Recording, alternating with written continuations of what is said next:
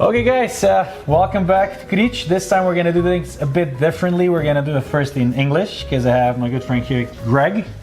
For those of you who don't know him, shame on you. He's got two amazing restaurants in Ljubljana, and today we're happy enough, or lucky enough, he's gonna share some recipes with us. And as we did the last time, he's gonna teach me. I don't know what we're cooking, I don't know what we're gonna do. I just know the ingredients, but I don't even know which order they're gonna go in. So.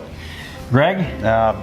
Hi everyone. Of course, we're here with my good friend, Nejca. We're going to be cooking something, and to be honest, we're going to wing it. It's going to be kind of, we say, shooting from the hip, because one thing that I like to do is always, I'm very impromptu. I go by feeling. I don't use precise measurements, but somehow we'll figure it out as we work through this recipe. What we will be cooking is my favorite pasta recipe. We call it pasta spaghetti puttanesca, which, do you know what puttanesca means? You know, I have a different thing in mind, I think. Well, what do you think? Let's not say that on camera, I did research, but it's true. I checked online, and technically what it means is slut sauce. Hooker sauce. The true story is, well, maybe it's myth, I don't know, but in Naples back in the old days, let's say in the 1800s, ladies of the night used to cook in between their shifts, and this was a recipe that they loved to do. And what's funny about it is it does represent everything about Naples, southern Italy, which is the city bold flavors, intensity of personality, intensity of flavors. So probably if you're cooking for two people, I think three, I don't know, 1, 2, yeah. You want to use about 3 cloves of garlic. So I will do 2, you do 1. You want to basically chop it fine, okay? So I just kind of like chop, da, da, da, da. Look, I think that's good. You want to throw that in the pan. We turn it on into a sort of a medium heat. Okay. Let's see that one, yeah. Medium heat. Key components in this ingredient are, of course, tomatoes.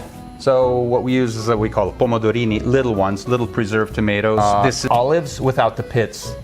I personally like tajaske, which are Ligurian, which to me are outstanding. Everyone. Capers, right? So we have capers. Anchovies, which Luka Grič makes himself, okay? It gives sort of that salty ocean flavor, and fish sauce, which this is garum. Yeah. What is garum? So garum is one of the things we're here today. Is everybody always asks us about garum. In this case, it's a very traditional one. It's made out of small fish from their intestines. Oh, yum. That sounds awful. It is awful, literally. It ferments. It's a very old recipe. Already the Romans started doing it. It's basically how fish sauce came to be. A lot of salt and the leftovers from the fish. You ferment it for 3 to 6 months, depends on what kind of temperatures you have. We use a little bit of koji with it as well, so it ferments faster. And basically what you get in the end is a very umami, full of flavor fish sauce with about I don't know exactly, like 7% saltiness. So you can take out salt from most of the things you're doing and just incorporate this, and the salt just gives you saltiness. This gives you an explosion of flavors. And you're chopping? You don't there you go. think I can do chop. it? Chop. I don't want you to cut your finger off, so. Really? Watch out, don't cut my finger off. So a lot of fresh parsley, rough cut, relatively rough cut. And that's one of those ingredients I like to use a lot of in my cooking. Okay, here, at this point in time, what you want to do is I like to add the anchovies now, because they should dissolve, nearly dissolve. So let's say we'll put in like 4 or 5 of these. Again, it doesn't need to be completely precise. We're getting some nice flavors here. Not flavors, smells. Put a lot of that in there. Yeah, Oh, definitely. Yeah, just dried pepper. So how spicy are these? Well, if it's not spicy, it's not a puttanesca. So, if it's not fishy, if it's not spicy, it's not a puttanesca. You need a lot of Wait, spicy. why do they call it a puttanesca? Oh man. Oh man. I guess this is what you think of me. When, Yeah, it's enough. You're gonna. You said a lot. Yeah. Okay. So in this, we need to break those babies up. So, yeah, you see, you can help it along with a spoon to kind of see how they're dissolving. Yeah, very rapidly actually. We don't want it to. You want to put, let's say, 2 big spoons of olives. Okay, so that's not a big spoon, so we'll do Let's see. Actually, let's say more. More, yeah. Yeah, for this. I held one more. Oh, one more. Okay, good. Okay, then capers. Yep. Did a couple nice spoonfuls of that. I don't like capers as much. Okay. I mean, it should almost be dirty flavors. I don't know how else to put it. Puttanesca, you know? Yeah, you kind of like, you throw the ingredients together and kind of play it by ear. Wine. We need white wine. Yep. Let's turn up the heat just a little bit. The heat just a little bit. Not everyone uses this ingredient, but I do. I absolutely adore using white wine in the deglazing. So when you get the sizzle going, it's gonna really help. I don't know. You want to do? Do you need a glass also? Yeah, 2. Like a How much? half a glass. Oh, I say glass. Half a glass? No. Let's say 2 deci. 2 deci. Yeah. Okay. Now we'll just kind of let this cook off. We have these beauties there, and then we'll use a passata, which is basically pureed tomatoes.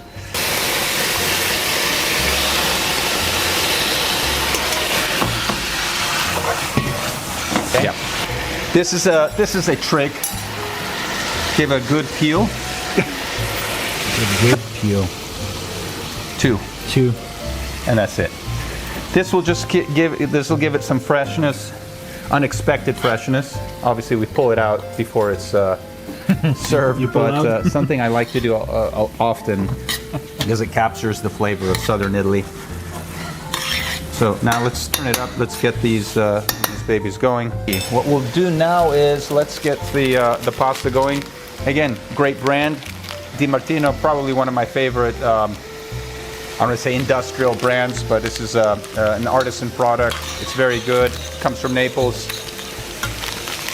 Yeah, otherwise Excellent. Greg is known for making his own pasta. Yeah. So it hurts his heart that today we're using It doesn't hurt me. The reason I like to use Gragnano pasta is because in the process of cooking you are able to draw out a lot of the starch. The starch helps to bind the sauce, build more of a nice structure.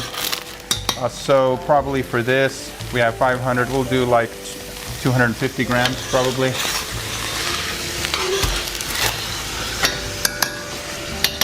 Oh, thank you, sir. Greg, how long we're going to need for the pasta to cook? We're going to cook it in about 8 minutes, which is going to give a very solid al dente. It's going to have a lot of bite to it. And of course, with a little pasta water, we're going to finish the cooking in the pan. The best is to cook in this style of pan, which is sort of a high-waisted saucepan, which to me is great. So it doesn't like you get a lot of splattering around. Allows you to play with it. It's not messy. So this is what I recommend you cook with. I mean, this particular size probably won't fit most kitchens, just so you know. Right now, I'm just tasting. Good. But it is really important to get the pasta into the sauce, to get all of the ingredients. And I'll allow you to do this one if you want. Okay, if you don't mind. Okay, perfect. Yeah. So it's about half passata, half tomatoes. There we go. And this is going to give it a lot of sweetness. that you won't get from just tomatoes alone. Pro tip, which a lot of cooks do, which I don't necessarily encourage, but adding sugar or something to give it some sweetness is what many people will do. If you don't have ripe tomatoes, you need to balance the saltiness with the sweet and the acidity in all cases. So yeah, tell me what you think. Oh, I think it's great. It's great. Now, what we're gonna do is you can turn down the heat because we're pretty much there on the sauce. Pretty much there. Oh, so that's I'm gonna put it on very minimum. I'm gonna let you play with this. This is like we're gonna do a bit, and then we're gonna do a bit more, so we don't do this over because you might drip it. It's radioactive. You only put it in once. You think I'm gonna? Okay. There's only one way to do it now. It's like anyway. I would be careful. Yeah. Don't. What? Okay. But okay, good. There you go. We'll try with the 1 spoon. We'll try it with the 1 spoon, and if it's not too slutty. Oh, look at this. Look at this. It's coming together perfectly. Okay. A touch more? Va bene, good. You can pop in the parsley now. We'll try it one more time at the end.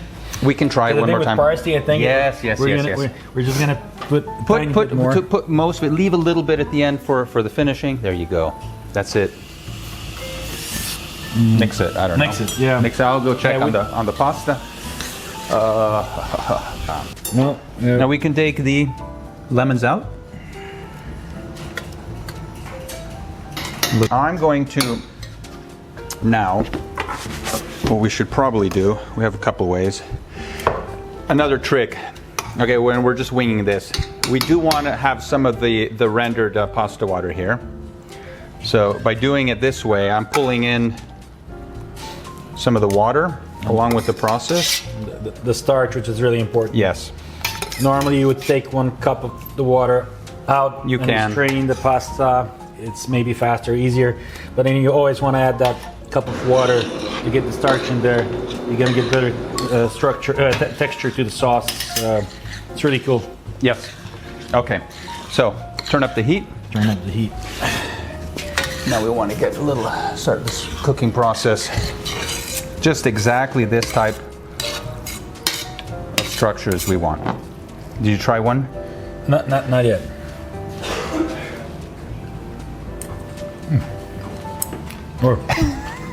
Good? Did I overcook it? I'm sorry, did you overcook it? Son of a... No. Nope? At the moment it's perfect. Good. Okay, this will work. Yeah, when you're plating. Amateurs. Okay. Can't hold if we want to plate and you want to look a little fancy, you get these pincetta. Yeah. I'll just tell you, we're not dying.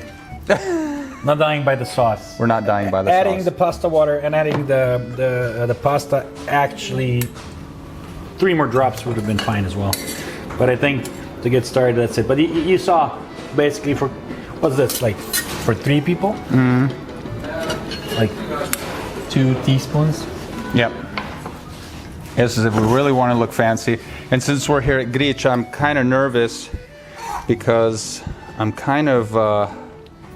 Greg, I've never seen you nervous. Don't lie to the camera. Playing it out of my league. I'm yeah, right. I'm just like just a lousy line cook. You take the sauce and you just dress it around.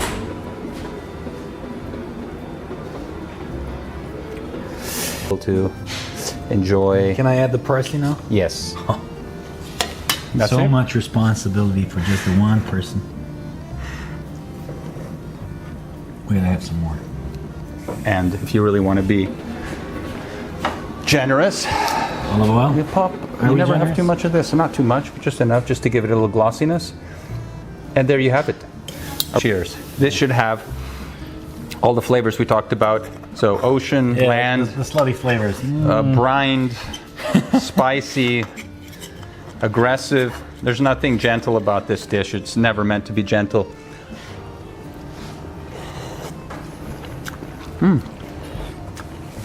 That's damn good. If anything, mustache. Yeah. Lick my. That's it. It's perfect. Okay. It's easy. How much did we need? With me as an amateur behind the wheel, I'm an expert Puttanesca. A slutty expert. Oh yeah, that's right. So there you go. Easy way of using garum now, and I think And anchovies. and anchovies. Yeah. Yeah. So, Yeah. good. Hope you guys enjoyed it. They did. They did. Wonderful. So there you have it, guys. That was another episode of cooking. I don't know. We don't have a name yet. Coming soon. Maybe comment in the comments about the name. We'll be back soon with another guest chef, and hope you join us.